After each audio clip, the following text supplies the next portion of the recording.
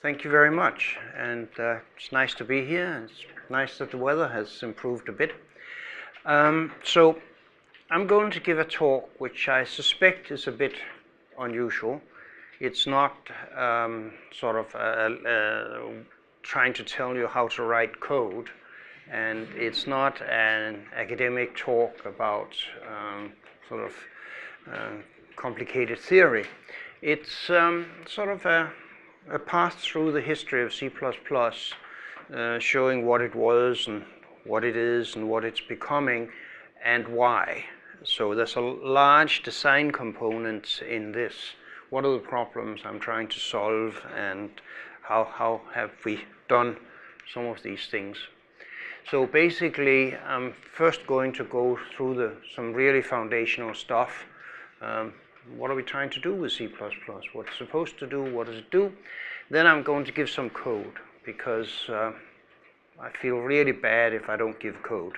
I only once gave a talk without code, and I swore never to do it again, because code, programming, techniques for writing code is what I'm mostly about, and so there has to be some of that. Then I'm going to show something about the recent evolution of C++ over the last decade or so, and then I'm going to talk a little bit about how to manage the complexity of a large modern programming language. So the purpose of the exercise of designing a language, working with a language, is good applications. The thing that keeps me going is all the neat things people do with C++. And there's an amazing number of applications, from sort of the tiniest watches to the largest server farms, and embedded systems, language implementations.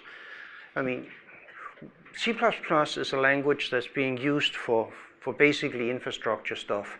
You've all used it today, somehow or other, and some of you, I can see, are still using it as I speak. So that's what keeps it going, and nobody understands all of these application areas. It's just beyond the imagination of any individual, and that's a real challenge in designing a language. How do you actually help people instead of hinder them? How do you do something that will help people who are doing things that you can't understand and never actually will encounter yourself? And so there's all kinds of things. My original area of work was distributed systems. So there's a distributed system on wheels. All of these things we have today that's computerized have lots of code in it. And what really matters here when you're developing code is not just the programming language. I'm going to talk about the programming language most of the time, tiny little bit about libraries, but even that is a tiny little bit of the whole world. There's the tool change, the community, technical communities, how people learn, how people express ideas and such. You can't talk about that in a day or a week, or even in a single course. So I'm not going to try. I'm just pointing out that we are talking about a language, but we're also talking about a set of features, a combination of stuff. It's not just one or two little details. If you look at something like an academic paper or even a sales paper, it'll say that this is the world's best at one little thing. That's not what developers are interested in, or at least should be interested in, because unless your tool is good enough for everything in the domain that you're working in, then you can't use it, because it only takes one failure for a tool chain to be useless to somebody for something, etc. And in the end, it comes down to we're trying to do something that helps people. Not all applications are good, not all applications help people, but that's what we would like to see. So let's go back to the beginning. When I started with C++, it was 1979, and the world was rather different in those days. There's a really fancy modern computer. It's a PDP 1170. It's about 1,000th of the power and the 1,000th of the memory of my phone or Raspberry Pi. But then, on the other hand, it only had to serve about 45 researchers. These two, by the way, is Ken Thompson and Dennis Ritchie. So this is one of the very first Unixes, and it used to be called Research, I mean the Research Unix. And they're less than a megabyte, less than a megahertz. Screens with sort of, I don't know, 100 times 60 characters were cool, and not everybody had them. Computers were rather expensive. I mean, a personal computer, this was before the PC, was still this kind of cost. And here we're talking hundreds of thousands of dollars. It was a different world.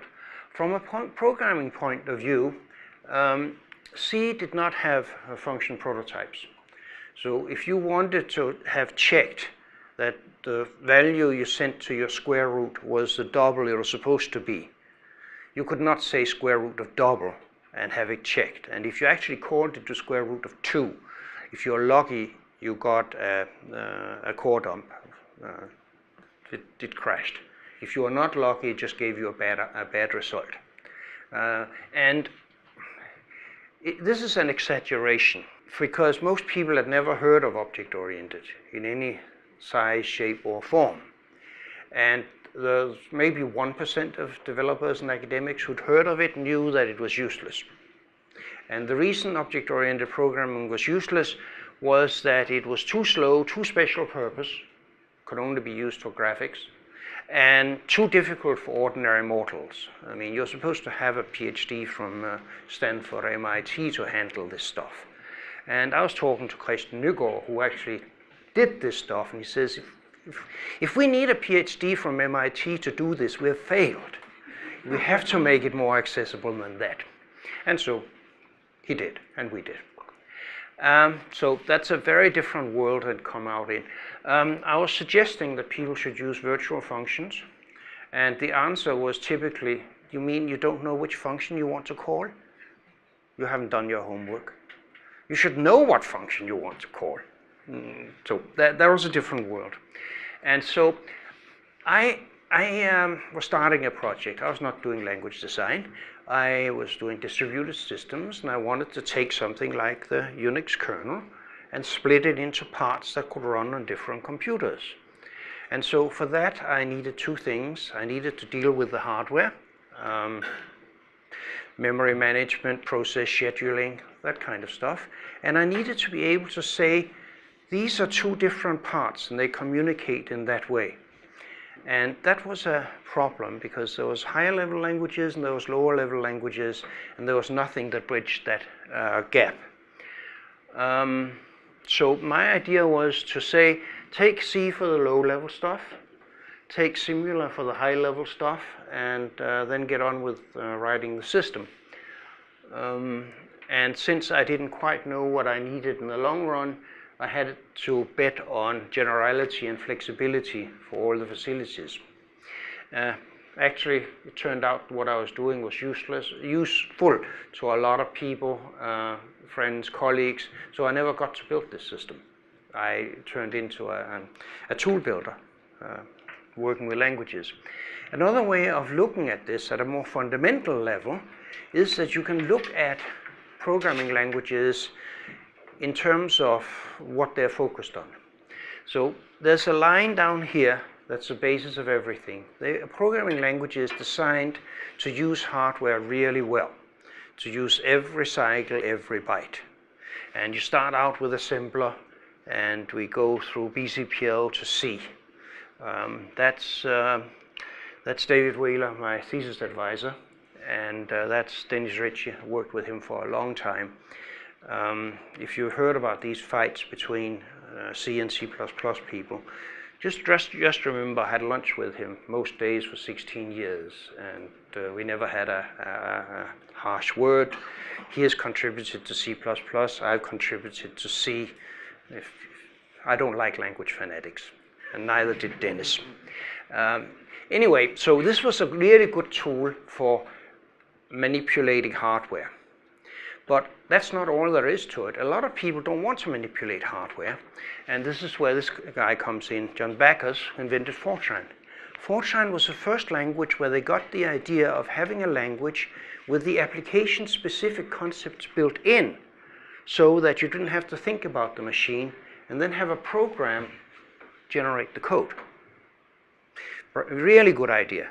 Probably the biggest improvement we've ever seen in programming languages. And then when the engineers and scientists had gotten their Fortran, then everybody wanted a language with their domain-specific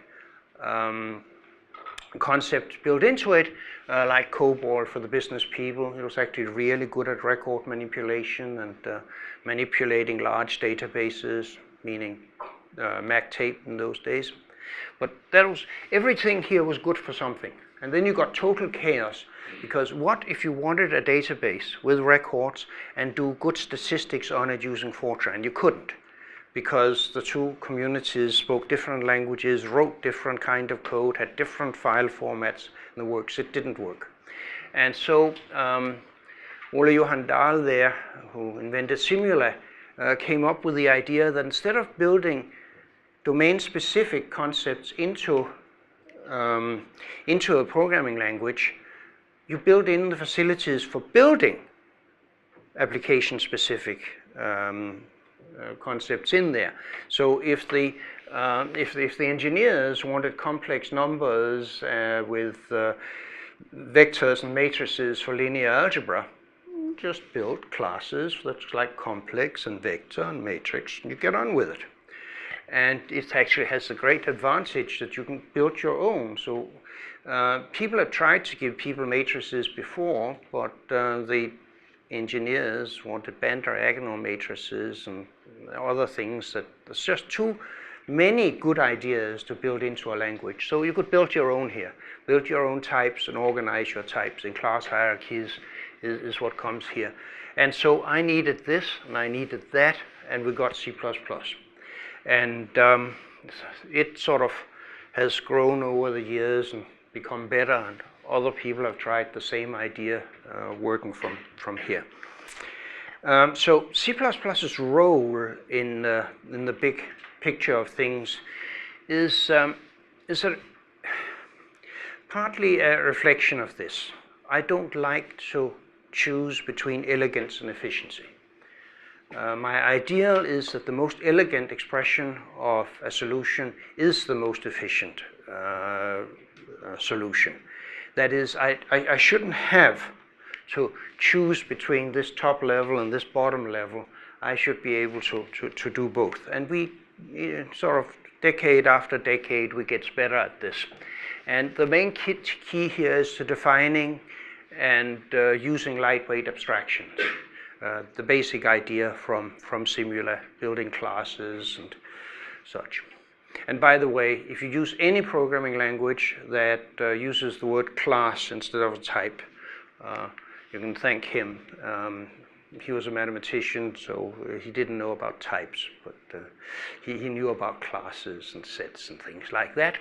And similarly, other words that's in the basic vocabulary of all the languages these days come from there.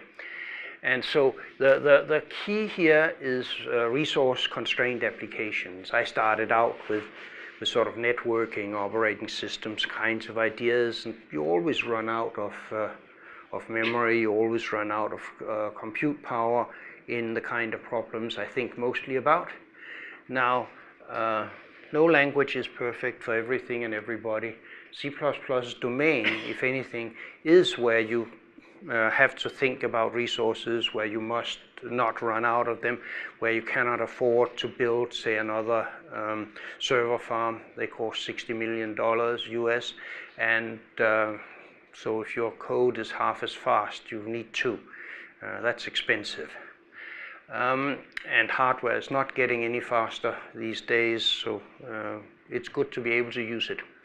And so C++ offers the direct map to hardware and the zero overhead abstraction. Again, those two lines on the history chart, and so this is C++ in 2 lines. And then we have to remember that it doesn't always work as well as we want it to. This dragon is the one from my friend Alejo's Dragon book that is about compilers. On the front page is the dragon of complexity being defeated by the knight armed with the weapons of computer science. And the point here is, well, sometimes the dragon wins. It's we should not think we have reached a level of perfection. There's a lot of work to be done. And so just to be a little bit more specific for the direct map to hardware, if you use an operation on a built-in type, you get the instruction in the instruction set. It's not a mathematical abstraction, it is the hardware. Similarly, here's the memory. It's a sequence of objects in memory, nothing else, and you can address them. And so when you want to build from that, you need to combine these things, and you can. You stick values of the same type next to each other, and you've got an array.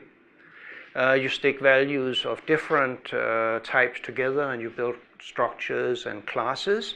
And if you want something that points somewhere else, so this can grow and shrink and move, then you use the pointers, which are the addresses there. This is really, really simple. And that's the beauty of the C and C++'s model. This is why it has survived so well later. At the time, most languages that wanted to deal with hardware had complicated descriptions of hardware. Things like registers and such. This thing, it's not here. It just makes it a really good target for implementers that want to implement hardware right, and it makes it a really good target for optimizers. It's sufficiently simple. It's an abstraction of the hardware that's really brilliant. So that's Dennis's contribution to the world, a lot of it. And the zero overhead abstraction is when you want to get away from that level, which is a bit messy.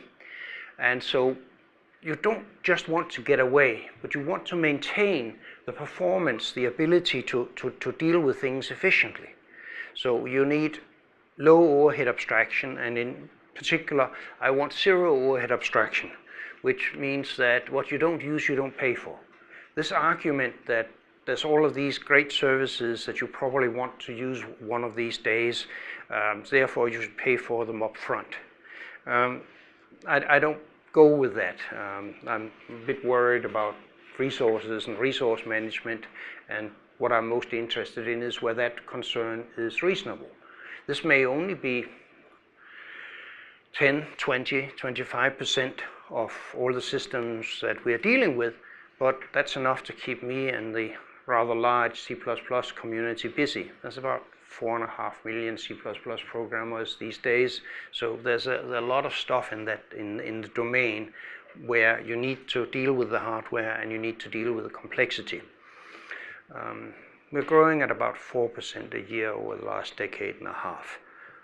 4% of these kind of numbers is 100,000 people, so there's growth. But basically, I want to abstract and be able to afford to abstract, and so simple numbers here. And then sometimes I really don't want to do computation at runtime. If I can figure out how to do it at compile time, we can do that. I'll come back to that later. But basically the point here is that abstraction can help you simplify your understanding, simplify use. It can help optimization, like a really fine-grained type system will allow you to do optimizations that you can't do if all you have is memory and pointers to memory. And even your hardware is an abstraction. I mean, computers don't really execute x86 instructions. The Intel and ARM and AMD computers has a little thin layer of silicon on top that takes the old ugly instruction set, turns it into something more modern, which is better for executing, for optimizing and such. So this abstraction's all the way down. I don't know where the abstractions end because I don't understand device physics, but it goes way down. And then it goes way back up again from the simple things we have in the programming language to the abstractions that you have in your computers and use all the time. So let's see. The way this all started in C++ can be illustrated by a simple example here. At the bottom we have a pointer to something and a set of elements. It got an array and a number of elements of a given type, which we can look at. So that's the hardware level of abstraction as represented in C or C++. And we want to get one level up. I would like to get vectors where we can increase and shrink the size and elegantly initialize them and not have resource leaks. So I built another level here. Vector is a user-defined type called a class. And the interface here, I have a constructor for how to make a vector, and I have a destructor for cleaning it up. This was something that came in the first 2 weeks of C++. Coming from systems area, I knew that if I wanted to do something, I have to gather the resources to do it, then I have to do it, and then I have to clean up after myself. That's basic. So constructors do the building of the types that we need. Destructors clean up any cleanup that is needed. Sometimes there's no cleanup needed, but a lot of the times there is. So here, I want a vector of doubles. I have parameterized vector with the type of the elements, because maybe some physicist wants all their vectors to be of doubles, but the rest of us wants a parameter to the vector abstraction to say what it is. Vector of double v with some well-known constants, and I can have a vector of string with some well-known programming language designers. And so the point is, I've now created these two. The constructor here will grab memory to hold the numbers. They'll grab memories to hold the strings. Strings will grab memory to hold their characters, maybe. And so we use them, and at the end here, the destructor fires up, cleans up all the mess recursively. That's C++'s basic model of how to deal with resources and how to organize code. If you want to make a nice program, you find abstractions that you need, you can build them up like this.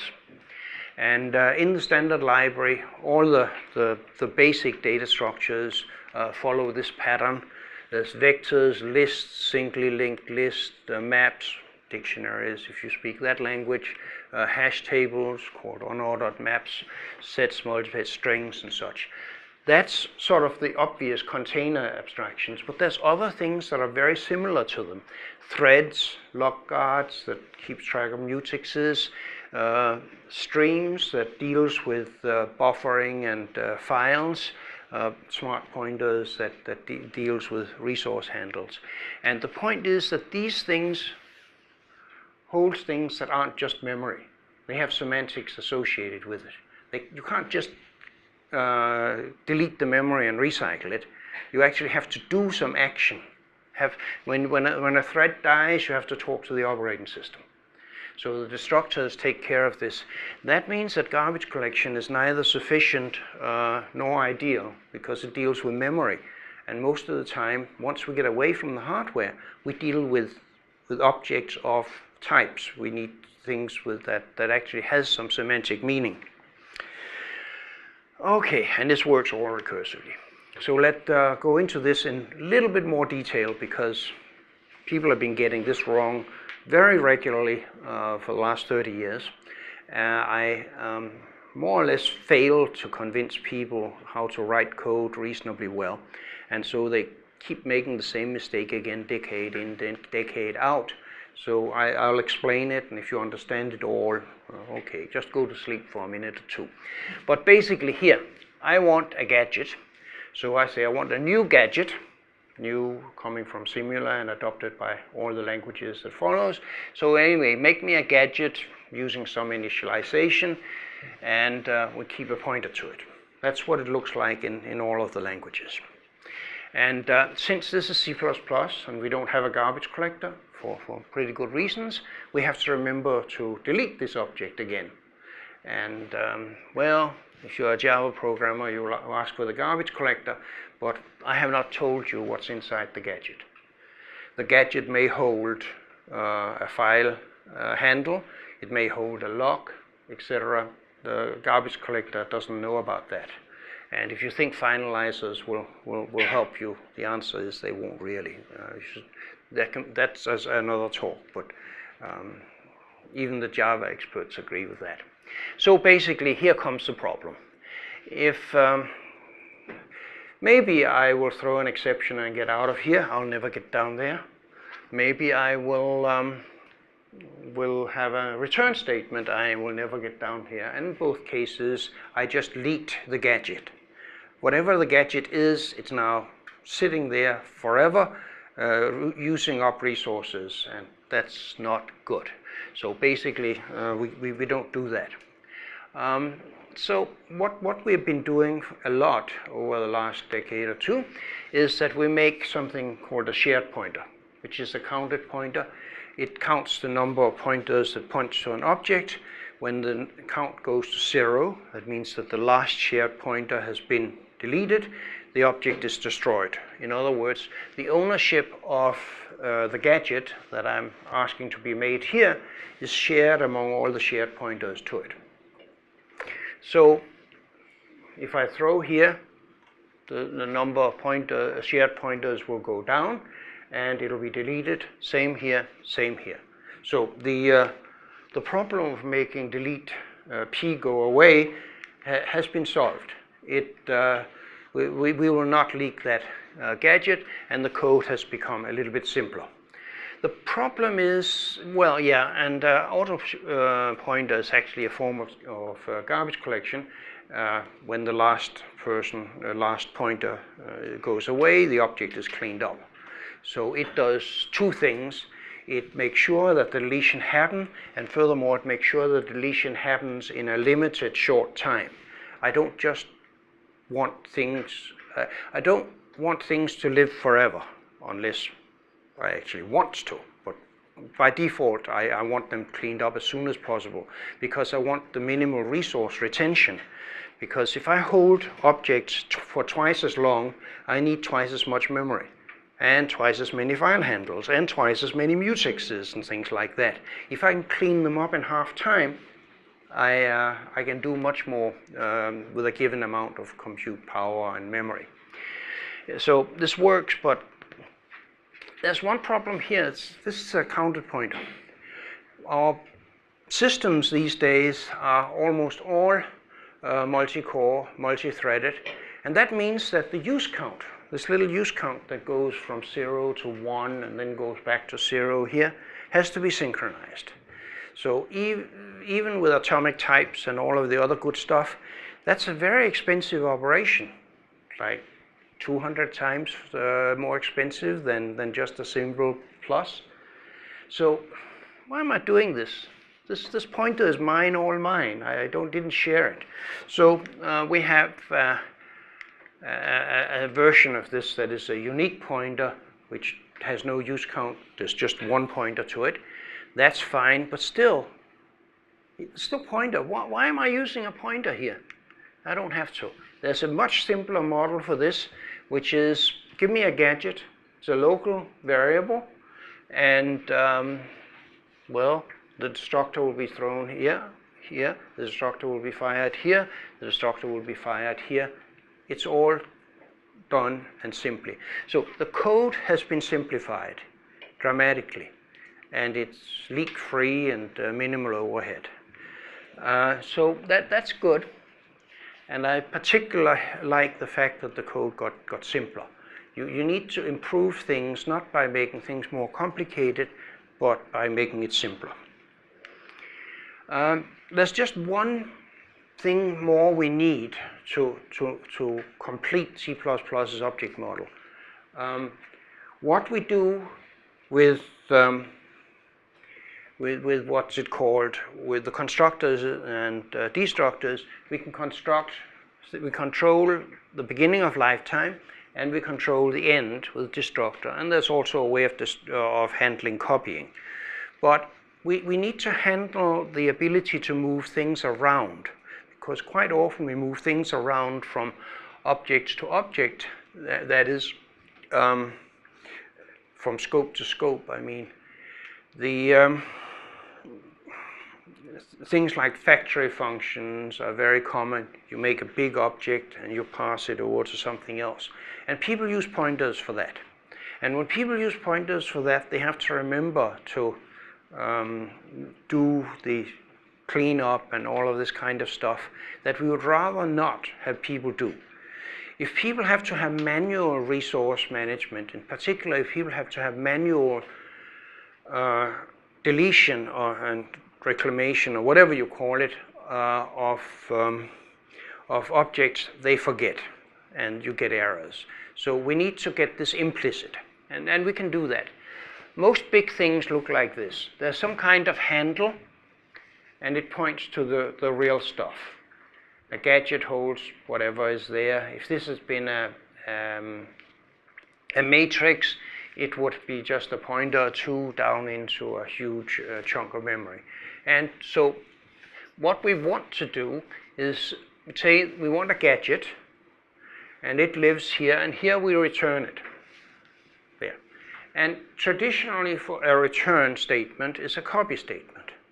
So we copy the object out. That's expensive, very expensive. Like what we're really doing is we have an object here, we want it over here, so we build a copy over here and destroy the original. That's not clever.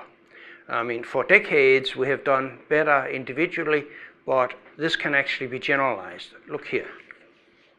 It's an object, it's moving around. We learned how to deal with that when we were about 4 months old. Only a computer scientist would make a copy to get it over here.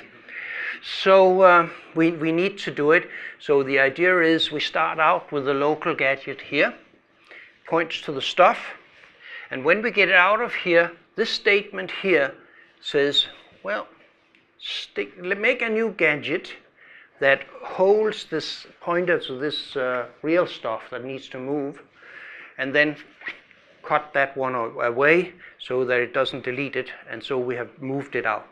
And with that way you can move out huge amount of data, which you stick over on the dynamic store, the free store, the heap, whatever you want to call it, by copying 2 or 3 words max. So that's good. And that completes sort of the model.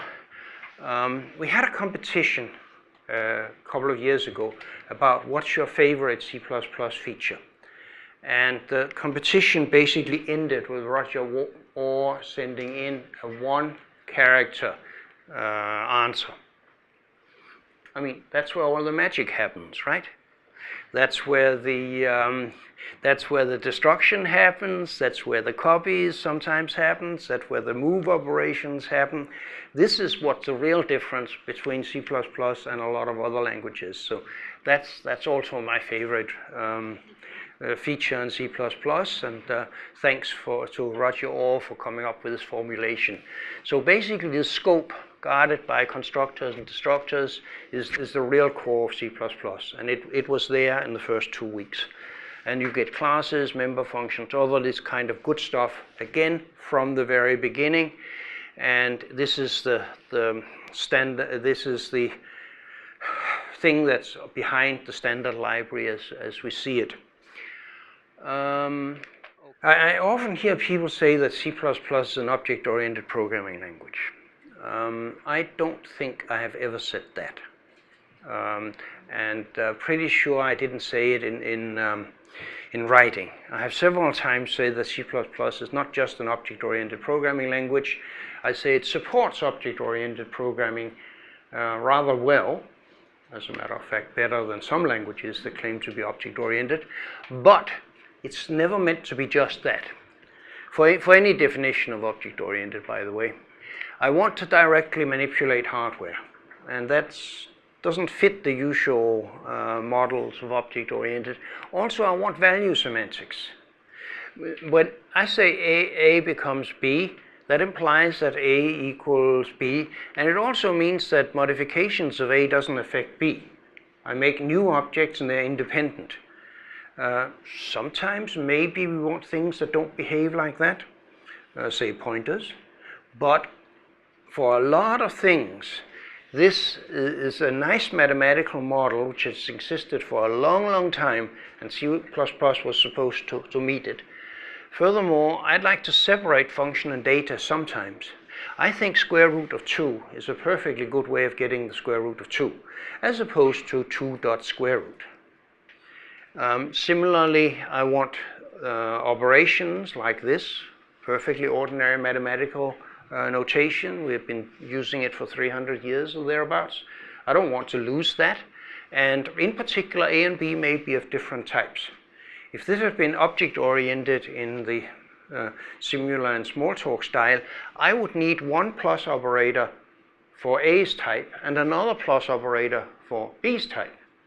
And it gets complicated and messy. And I don't like complications or messy. Similarly, sort V, that's better than a lot of other things. And I wanted generic programming from the beginning. This is not revisionist history. There's good documentation of this from about 81.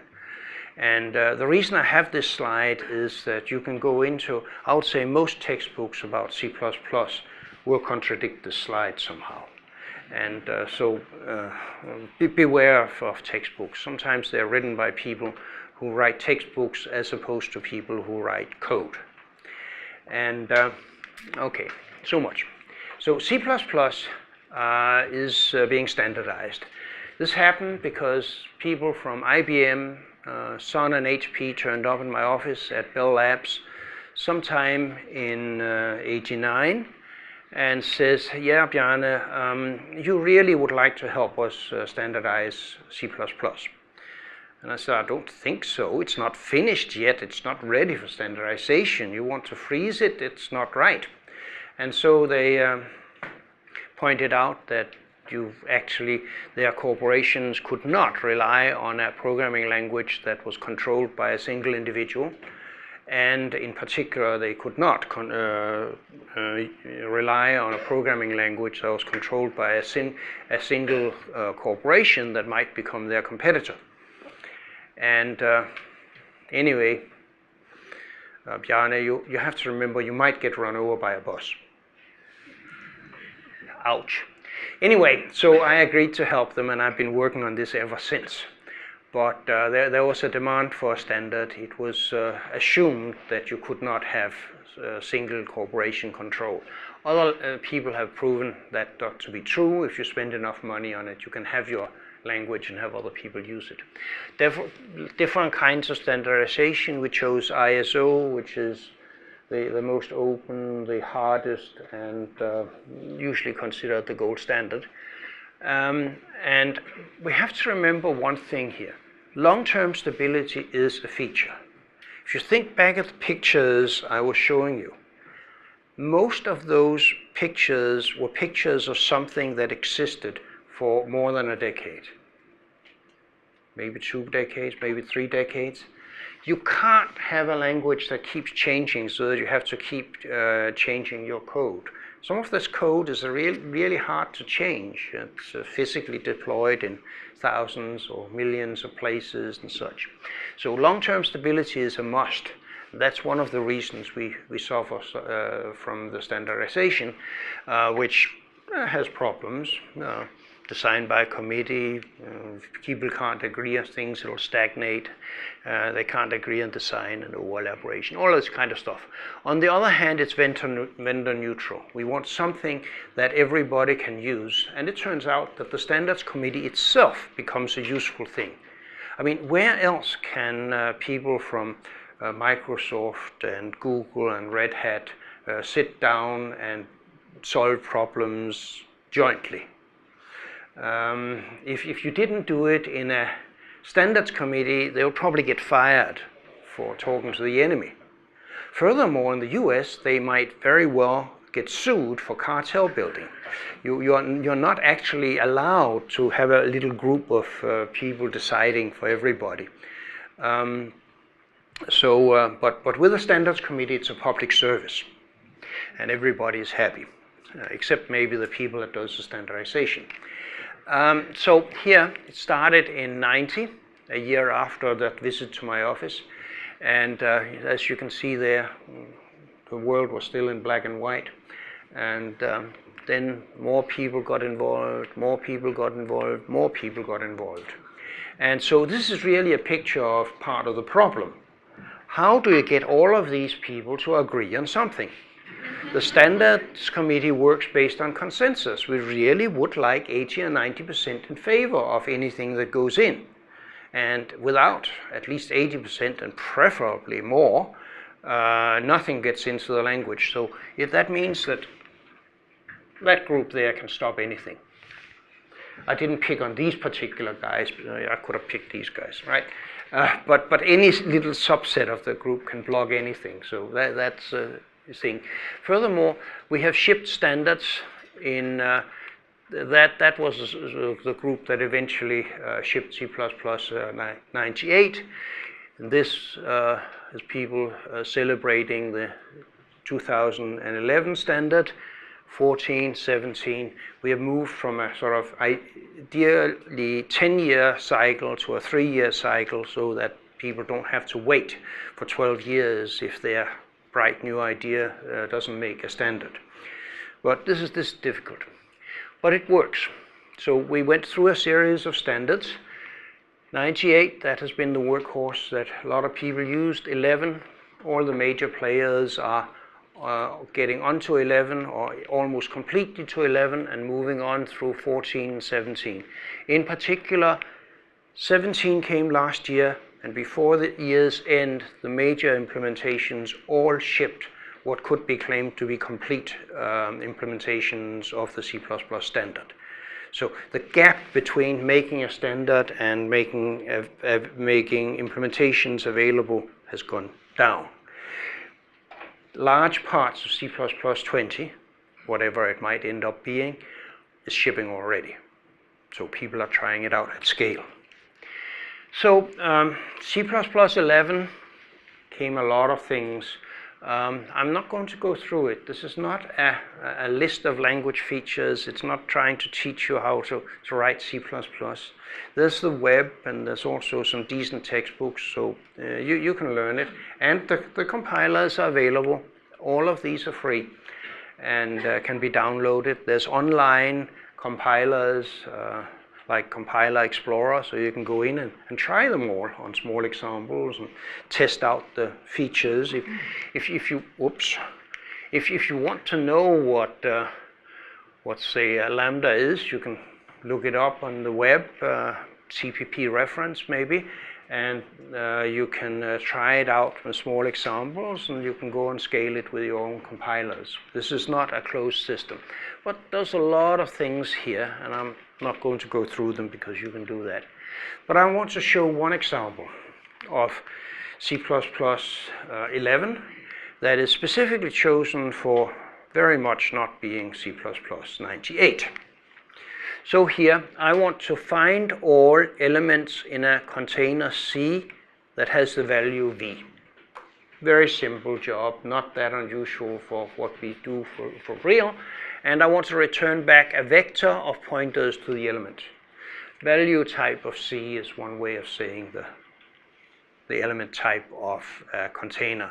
We tend to use the word value type rather than element type because we also use it for things that are not containers. Okay, so look into C, find all the V's and point back pointers to them.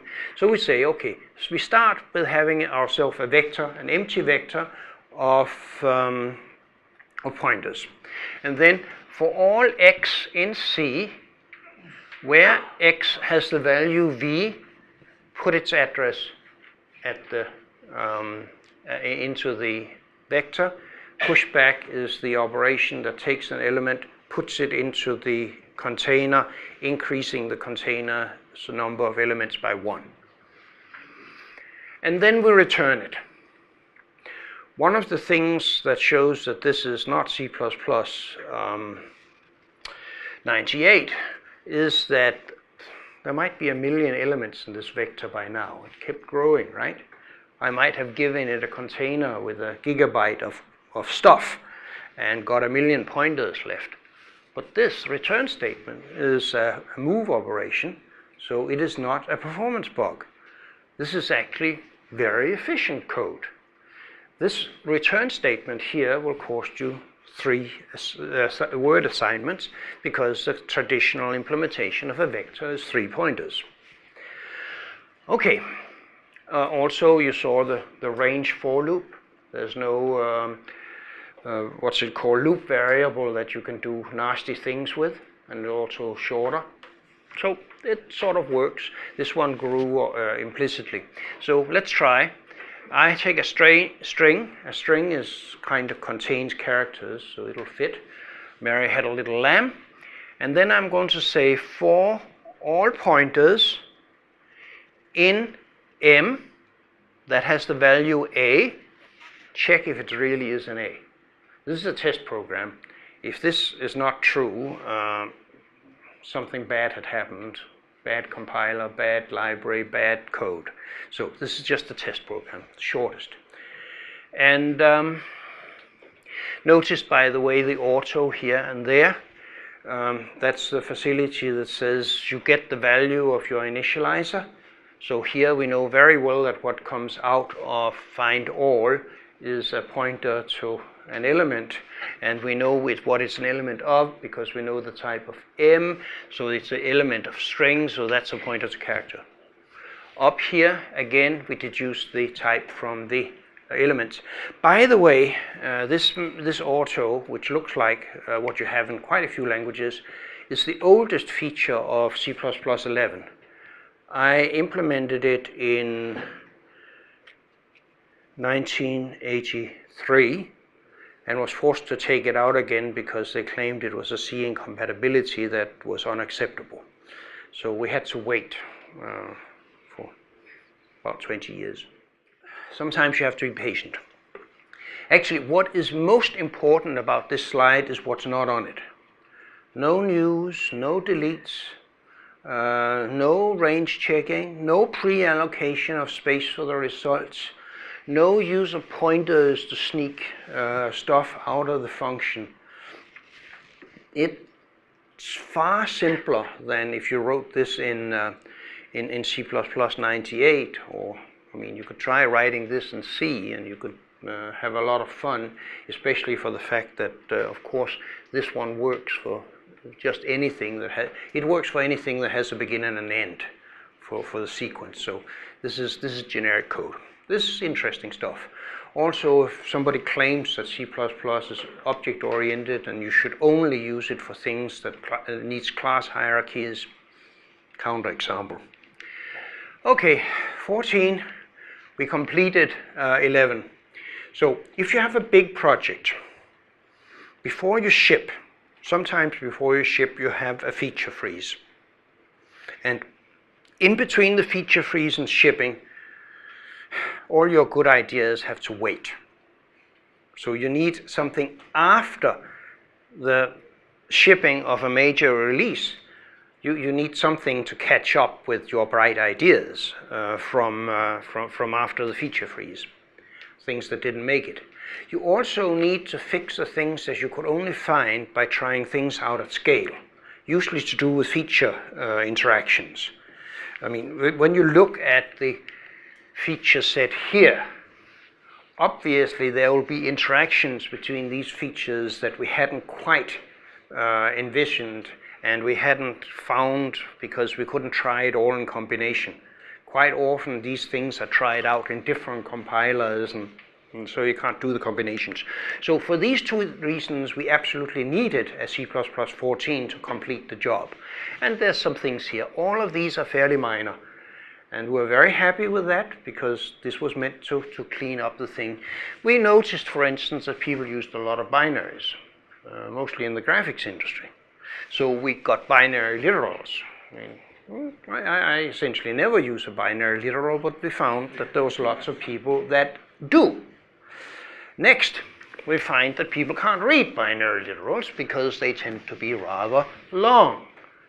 And so what we needed was the old idea of digit separators, so that you can put little tick marks in that is only there for the human to read it, but you know, the text is also for humans, not just for machines. Little things like that that you learn when you try things out and then you work it in. It's a practical art, and it's to help users. Okay, so back to the idea of running really fast by basically computing the answer at compile time. So if you can calculate the answer at compile time, you don't need an error handler. If something can go wrong, it'll become a compiler error, and you can fix it before the program runs. And it's hard to run faster than table lookup. There are examples, but it's hard. And you can't have a race condition on a constant. That's really important when people are doing multi-threading, especially when they're doing it at the low level of threads and locks. They get race conditions, but you can't have a data race on a constant, because you can't have a data race unless somebody can write to something. Fine. And you don't have to calculate things on the doodle pad and then copy it into the program, and a couple of years later you don't actually know if it was the right calculation you did, and sometimes you get it wrong, and you don't have to have a rat's nest of macros to calculate things. You can actually write in fairly normal C++ using the type system and the abstraction mechanisms. So here's an example that was actually suggested to me maybe 15 years ago by somebody in the Japanese embedded systems industry. Unfortunately, I don't remember who it was. But basically they wanted an integer square root because they had a lot of integer square roots. And they would like also to have constants of them. So this is what you can do now. You start from the beginning, you keep doubling till you get too large, and then you have found where the square root is. And this one I call a constexpr function, because it's something that should be calculable at compile time. So if you give this one a constant expression, it'll produce you the answer at compile time. And notice that this variable here lives inside the compiler. There's no, it doesn't, this code will not run at runtime. It doesn't have to. We'll know the answer by then. And yeah, that works rather nicely. You also have to say it's constexpr, because the compiler has to verify that there's no side effects on this, because you can't have side effects at compile time because there's no object to have side effects on. And it has to store the code to be able to use it in case you want to. So here I want square root of 9. I might have gotten that right on the doodle pad, maybe not, but I don't think I would have gotten this one right. It is a computation and should be done. Now, these things here is not just for simple types like integers. A lot of C++ has to do with raising the level from the built-in types to some suitable user-defined types. So here I'm playing with dates. So here I'm outputting the weekday of June 21st, 2016. This is actually real code in a real library. The library is in serious production use, and it will be part of C++ 20. And by the way, it's very efficient. At compile time, we calculate the exact point in the timeline that this represents. Good. The way we can see that we do it at compile time is we can do a static assert, which is another C++ 11 feature that allows us to test things at compile time and get a compile error if it fails. So I'm saying that the weekday of June 21st, 2016 is Tuesday. And the program will compile if and only if it's correct. So this, we can raise the abstraction level quite significantly and still do it at compile time. There's a lot of code like that is doing interesting stuff and you can put the results of these things in ROM and such. So in the embedded systems industry, some of the financial industry, you use some of this kind of stuff for calculating things and programs that has to run really fast. So one of the ideas of C++ from the earliest days and still is we want to express things concisely and where needed. So here's an example. The range for loop here allows you to express directly the idea that you have a linear scan over a data structure. You don't have to work with the indices unless you want to. And quite often this is shorter and there's errors that you can't easily do. I mean, late at night people write things like for int I equals 0, I less than max plus plus j, or something like that. It happens. You can look at the bug repositories and see what bugs people really make, and we do and try and fix it. And here I want to sort something, and when you want to compare, here comes the comparison function. It takes two values and it compares them with greater than. So this is a sort that's in declining, in a descending order. This is a lambda, like you have in many languages here. It's basically an unnamed function that you can drop in just where you want to use it. It's used very much for parameters to algorithms, and it's also used a lot for callbacks, where you say, well, on click, use this context and do some stuff. So we're keen on the idea of expressing things very directly. And by the way, you don't have to use the lambdas all the time. Any new feature that's powerful, that's interesting, will be misused and overused. I don't know no exceptions to this rule, and I don't know how to defeat this problem. So basically, when we get a new feature, people say it'll never work, it can't work, it's useless. The best example is the objections to constexpr for doing compile time functions. And then suddenly it gets useful, and now it's obvious, and then people overused it badly, and we get back down to a reasonable point after a while. But you have to not just have the feature and have them work. Somehow you have to get to figuring out how to use them well. I'll get back to that point. Complexity. We deal a lot with complexity. Remember, stability is a key feature.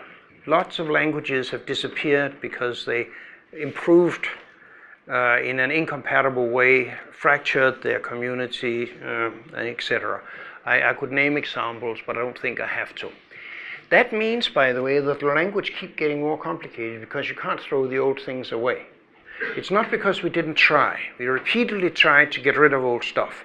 It doesn't go away. The users won't let me. So basically, the people say this language is too complicated. They say that about all languages, by the way. And you should make it simpler. And give me these two new features. This doesn't add up. So stability, so it grows, and so we can make things simpler. Not the total language, because it still have to be there, but we can make the uses simpler. Here's the example I have referred to a couple of times with a variation. Old style for loops, where you can make trouble with the loop variable, and anyway, most of the time you don't need it. The range for loop that just scans over it. We can also, of course, write algorithms that do it. So here is from the beginning of the vector to the end of the vector called f for each element. Fine. So here we can do that with all kinds of algorithms, so it's not just a loop. And in 17, we're getting parallel algorithms. So basically for each, kindly see if you can parallelize or vectorize it. V is the vector. We don't have to use begin and end anymore. That's something known as the range library that allows to give us the notation and call if. So for very simple cases, this is a good answer. This here, answer either parallel or not. is about the most concise way of writing things. And when you come to parallel algorithms, you can get real power because you can use many cores and many vector lanes and things like that. C++ 17, which finished last year, has a little bit for everybody, but unfortunately nothing that sort of revolutionized things. So I won't go much into details with that. Parallelism library is the one I like best. Also, you get variants, optional, things like that that help somebody. But let's see, how do we actually grow this stuff? How do we move forward in a rational way? First of all, you have to have fairly ambitious goals, and otherwise you won't get anywhere. And my aims include complete type and resource safety. I want to run faster and faster as anything else. I want to be good on modern hardware, whatever modern hardware is. I don't know what it is in 5 years, but I know I want to be good at it. So generality and careful work do with it. And I want to compile faster too, which is a little bit hard to get together with the other things. On the other hand, the best is the enemy of the good. You can't just dream, you actually have to deliver stuff. And you have to deliver reasonable on time, you have to deliver things that are useful for developers now. And so, well, that's Goethe who said that, that's Voltaire who has that quote, and that's an engineer. We have to be practical. So we want to build real things. Some people says, I don't need philosophy, just show me the syntax. And I think, look, you need philosophy to have a coherent design, because you can't make all the individual design decisions in isolation. You have to have an overall view about what you're trying to do and make the individual decisions fit into that. And that's what, it's very hard in a large community, but you have to work on it. What people tend to forget is every feature carries a cost. Everybody have a feature they really want. I guess if I asked this room, each of you would have 1, 2, or 3 features you really want and they're sure would improve the language. It's about 100 people here, so that's maybe about 200 individual suggestions, and my guess there will be more than 50 unique choices there. We have to sift through this and do better, because every feature carries a cost. Even if I don't use it, it has to be implemented, it has to be described, it has to be documented, etc. And feature interactions are a nightmare. So without philosophy, it becomes just a hack. And so when I was doing this in the beginning, more or less on my own, I came with a set of rules of thumbs. I thought principles were a pretentious word. But rules of thumbs, I documented in the Design and Evolution of C++ and in the papers I wrote for the History of Programming Languages conference, which you can find on my website. I was very happy they translated D&E into Japanese a few years ago. And basically, here's sort of my first order things. You have to solve real problems. Theory is a great guide to how you solve a problem once you've decided it's good, but it's not a good guide to what should be solved. Don't get stuck with perfection. Remember, the best is the enemy of the good. Try and make it useful now, not in a decade.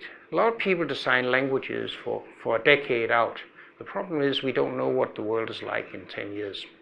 So better do something useful, implement things, make a transition path. There has to be a way of getting from here to the future. It's a language. It's more important to enable good programming than to prevent errors. There's so many people absolutely paranoid trying to make sure that people don't make mistakes. But people will make mistakes, and the only way of stopping this completely is to stop them from doing anything useful. So security is not an individual language trouble. It's a system property. And you can't force programmers anyway. And if you want to understand what this really is, you actually have to go and look at the version. There's more rules here. I'm really keen on the static type system, on compile time checking. It gives errors earlier, it helps the design, and it generates better code. People saying, well, we can just test. I don't want to test if I don't have to. There's a lot of unit testing that are simply there to help the lack of a good type system. And I don't like the preprocessor. Never did. It's a source of a lot of problems, and in particular, it's a source of it is the fundamental reason why C++ has poor IDEs and poor tools. Because you look at one thing and the compiler looks at something completely different. And building a high-level tool in that world is really, really hard. So I don't like those. So in the near future, what do we want? Depends who we are, of course, so I'll tell you what I think we want. I want a major release. I want something that changes the way people think. That's what C++ did relative to C. It was what C++ 98 did relative to earlier versions of C++. It's basically where we got the templates. And it's what C++ 11 did, and we haven't done it later.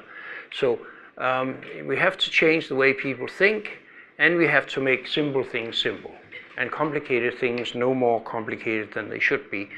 And so I want concepts, which I'll get to in a second. It's basically constraints on generic code. I want contracts, dynamic checking, modules, fast compilation, and a few other things here. The question marks are here because I don't know if I'm going to get them in 20. I know I'm going to get this in 20. It's been voted in. So, and it's shipping. You can try GCC. And contracts, there's an implementation that's about to be rolled out. It exists, but it was done by some students in Madrid, actually, and it'll soon become available. Modules are shipping, but there's technical discussions about what a module is. Coroutines, they were about to ship, and then we got a second proposal, and now we are discussing things, and so on. Networking, I don't know if it'll be standard, but a lot of us have been using it for 10 years. Algorithms are coming. Ranges are almost certainly coming. That's the library that saves you from pointing out the beginning of the end and things and let the compiler just pick the beginning and end if there is one. So let's look at template generic programming, which is sort of one of my best sort of case studies. In 80, I decided I wanted generic programming. I wanted to parameterize my vectors, and I conjectured that you could do that with macros. I was wrong. That works barely if it's one or two people and they're not doing too much. It does not scale to industrial use.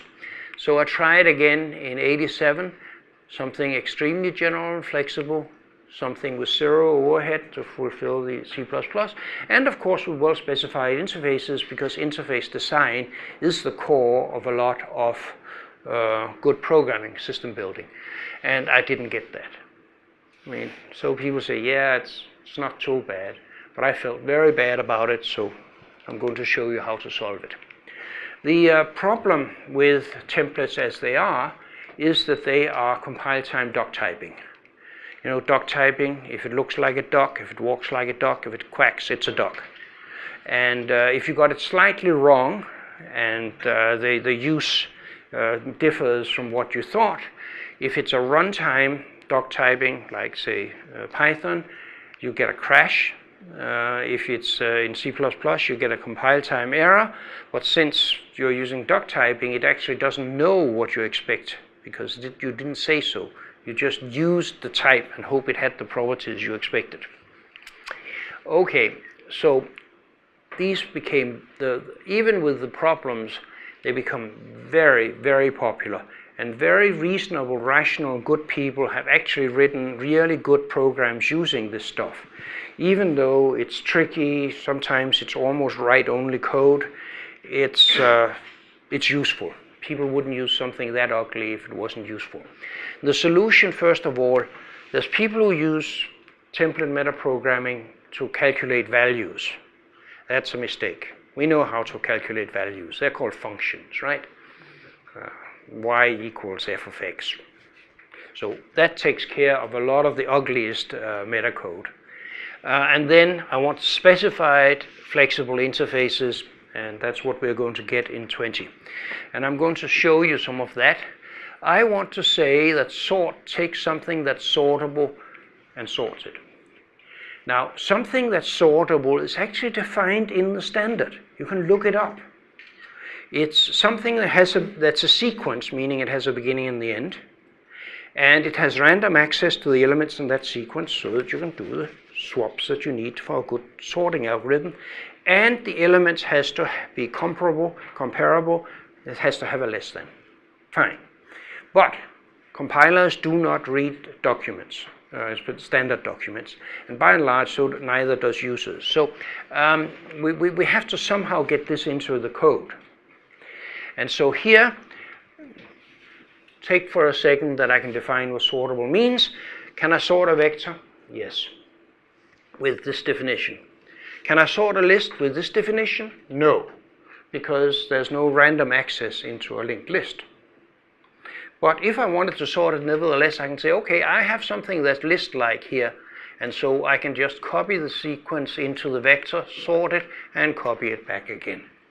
That's the simplest way of sorting a vector. And now I can say sort a list, and the compiler will say, is it sortable? Not really, but it is a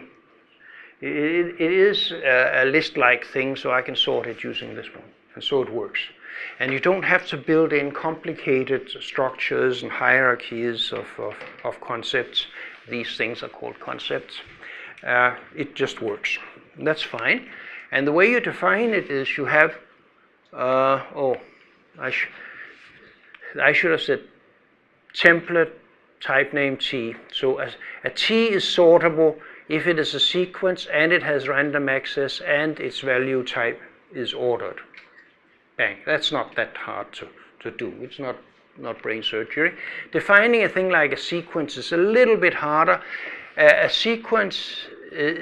T is a sequence if it has an iterator type, if it has a begin, that gives you the iterator, it has an end, that gives you an iterator, and if that type is an input iterator type. Boom. So that's how you define concepts. And, so that's what we are going to get. We can now do constraint generic types, and very general. These predicates here basically gives you first order predicate logic. So if you can say it, you can basically express it like this.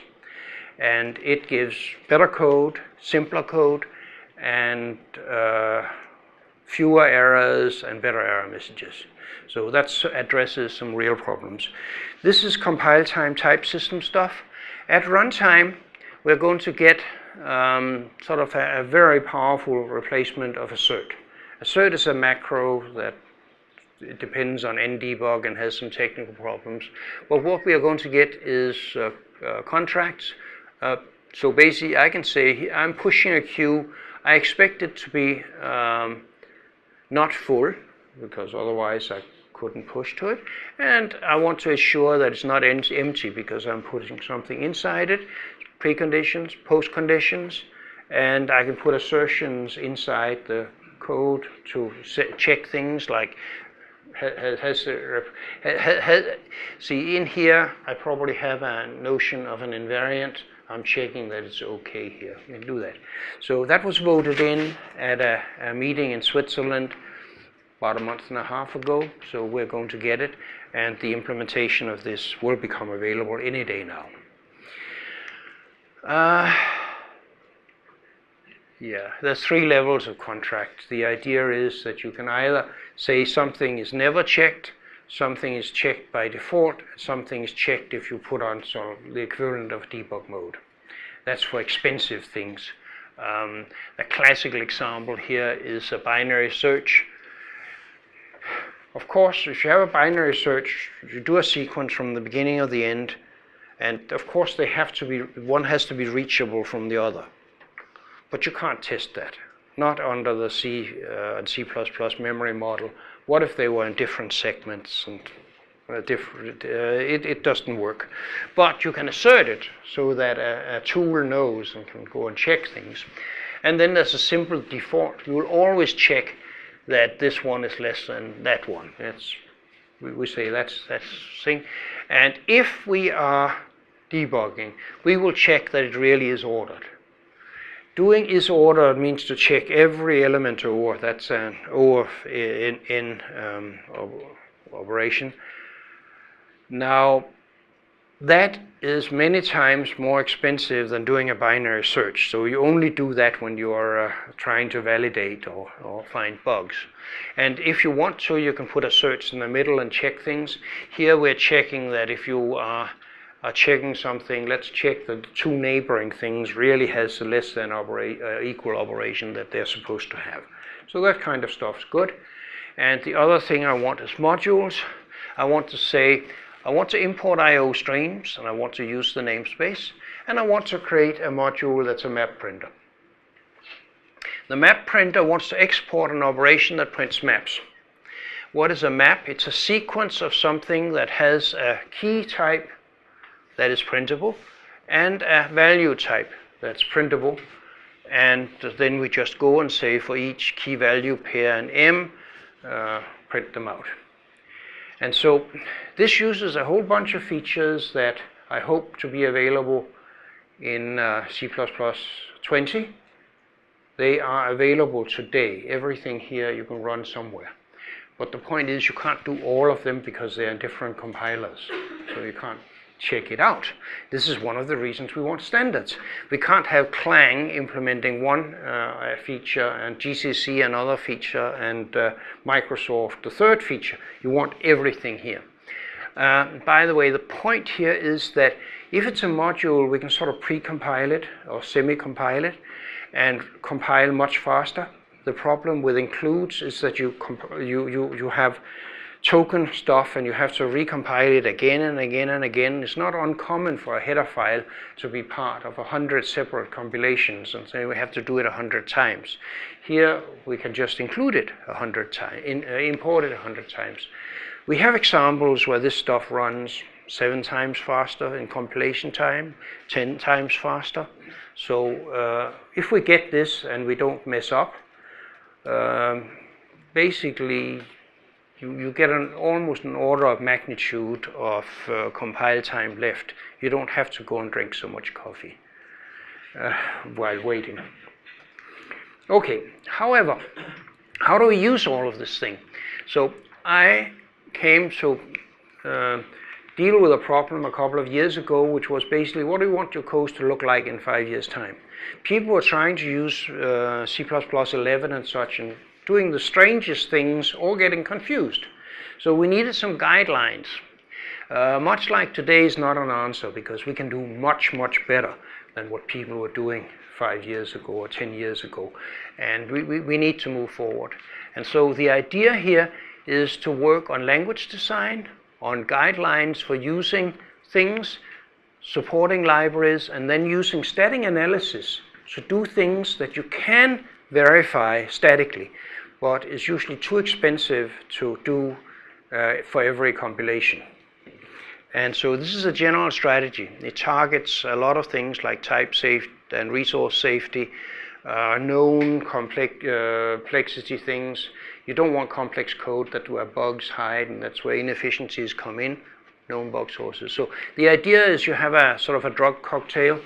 If the bug survives one drug, you give it another drug, and this actually seems to work.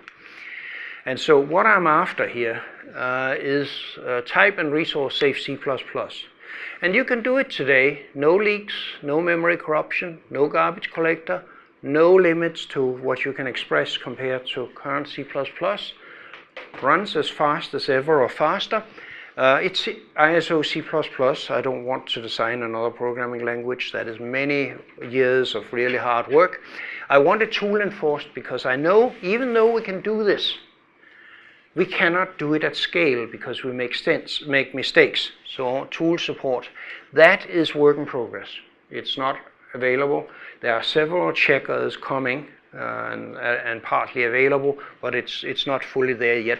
It's called the C++ Core Guidelines. It's an open source thing. You can go on the web and find it, and it's done by a large group of people, noticeably Morgan Stanley, Microsoft, Facebook, Red Hat.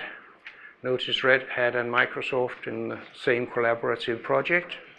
The world is getting better in some ways, and there's a small library, and we are working on static analysis tools.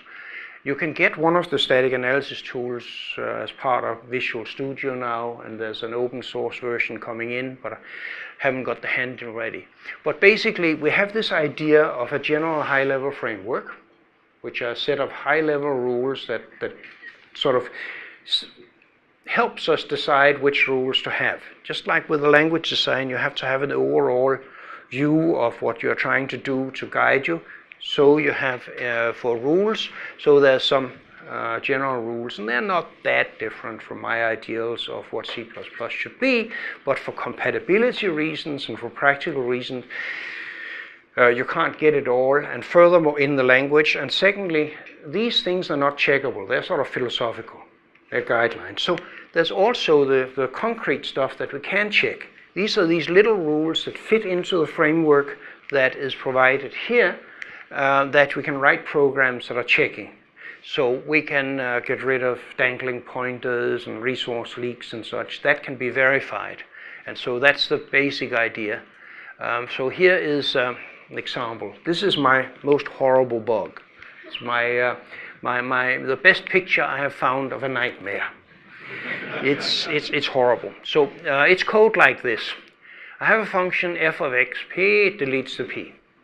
There's nothing particular wrong with that, except you did hear me say I didn't like deletes in your application code. Here, new x, I put it in a pointer and I start going on. Yeah, you heard me say I find this suspicious, but it's legal in the language, and we call f of q, we get up here and come down, we use q. This pointer is now dangling because it's been deleted here. It may have been used for something else, and when I use it I might be scrambling other people's data, or other people's data might be scrambling mine, because after all it is gone. And the solution is never let a pointer outlive the object it points to. It's easy to say. Everybody has said it since Dennis, and it's just hard to do. We can verify this kind of stuff now using the combination of library support and static analysis support. So we can actually catch this one. This one is easy. There's a delete. I don't know if you own it or not. Beep. Here's a new, you just threw away the knowledge that Q actually was supposed to have a delete associated with it. Beep. Catch it. Basically, there's all kinds of other problems we kind of deal with. This is a less bad monster. I can see it. But I don't like it. But anyway, so there's rules. Instead of unions, use variant. It's now in the standard. Null pointer, you can check whether a pointer is a null pointer with a little thing in the library. Range errors, you can use algorithms, and then we know we're not doing overflow. We can use a span abstraction, which is basically a pointer with an associated length, that the system actually know this is the length, so that you can check things and you can do range force over it and such. This is in the guideline support library, and it is on its way into the standard. We would like to, like the guideline support library, put it out of business by making it all part of the standard. And so just testing everything at runtime is not acceptable because it's too expensive in some of the applications I'm most interested in. Oh yeah, and this is to show this is not science fiction. This is a snapshot of the Visual Studio version of the rule checker. And I'm not going to go into details, but it is catching a new that didn't indicate an owner that could get rid of them. So we can do that. This is actually being deployed at scale now. Okay, we are nowhere near finished. C++ is not a perfect language, and It's a good language, but don't ever think it's perfect, because, well, that would be a lie. And it has problems. And there's things we can do much, much better. There's lots of work to be done there, and we must do better. Our civilization depends on software, and so that's good. So whatever we do better has to be done at industrial scale, because, yeah, it's nice to write academic papers, but I want to see this deployed. We have billions of lines of code, we have millions of developers, and it has to be working sort of along the way. We have to do partial implementation, we have to do partial adoption, and all of this kind of stuff to get to scale. You cannot just take a simple cutover. Stability is necessary, and boy, it is hard to stay coherent. And so there's sort of the summary of what I've been saying. You have to stick to principles, and in C++, hardware access, zero overhead abstraction, and rely on the static type system. We have major progress coming on. All the major vendors are moving along. I wish the embedded systems industry was closer up to the standards than they are, but the major ones are, and the code actually runs faster. If you take a C++98 program and compile it with a modern compiler, once you got the bugs out, the bugs in your code that the old compilers didn't catch, you'll find it actually runs faster, 10 or 15%, because the newer compilers actually know more about C++ and is better at optimizing it. We have to use C++ better. We mustn't get lost in this large language and get stuck in 1990s styles. That's where we're working on the core guidelines to say which part of the legal C++ is actually good C++. And not everybody will agree, but there's some experienced people working on a set of guidelines you can start out with, and you can experiment. All of the stuff I was talking about for the future is available somewhere today. And basically support the standards if you can, if you're in a company or such, just support it, use the new kind of stuff. Yep. Okay, thank you.